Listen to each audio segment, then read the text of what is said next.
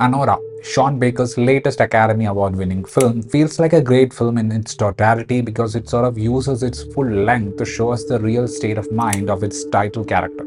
The film that has a stripper as the main character has this template rom-com structure in the beginning, and it then transitions into a humorous manhunt and eventually a character study. What really makes this indie drama exciting are these contrasting transitions, and through that, writer-director Sean Baker manages to add so many layers to the story. Anora, aka Annie, is a stripper in New York. One day she got this customer who is a 21-year-old Russian guy, Ivan aka Vanya, who was looking for an escort who could speak Russian. The intimate connection the two felt made Vanya ask her to be his girlfriend during his stay in the US. We see how this relationship evolves over the course of that 1 week and what happens after that in Anora. If you look at the posters of this movie, it gives you a feeling that you are going to watch this escapist romantic film where a rich guy finds true love and connection with a hooker. The first 40 odd minutes of this movie have that texture with all these visuals of partying and sex on screen.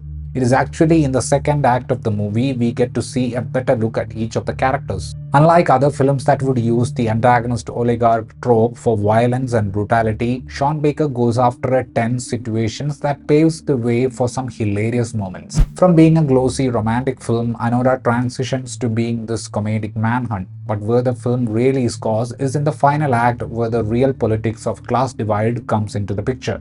The good thing is we are not shown this through dialogue lectures. We are not given too much information about Anora's past, and we can clearly see that except for one person in her dance bar, she doesn't really have any friends. Even in romantic bits of the movie, Sean Baker gives us a hint that Annie might be doing all this to escape from the current life. In the film's second act, where she is pretty mad at everyone, you would feel like judging her as an opportunist. But Sean uses that bit effectively to build a second story. One of the things that stayed with me in the writing of the film is how it places the idea of judgment in various places. Ivan's friends, local guardian, and even his Russian parents are looking at Annie as a mere hooker who sort of manipulated the man-child to get his money. In multiple instances in the film, we are shown that Annie is not happy with the way she is addressed as a prostitute or hooker in this relationship. Ironically, Annie, who hates judgment, is judging this Russian henchman Igor for his looks, name, and origin.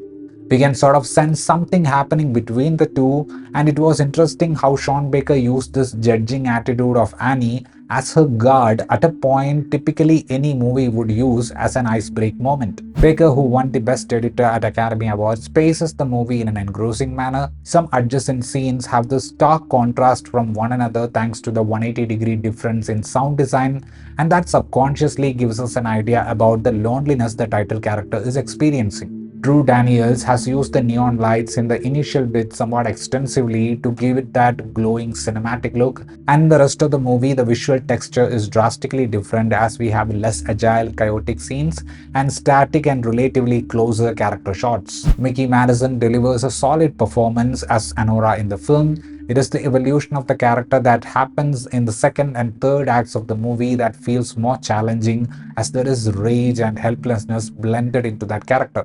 Yura Borisov as Igor underplays the empathetic character pretty effectively on screen. Karen Karagulian as the panicking Taurus and Vache Tomasian as the clueless goon were hilarious in performing their parts. Mark Eydelshteyn as the mostly sloshed out Ivan was pretty convincing as the impulsive man-child.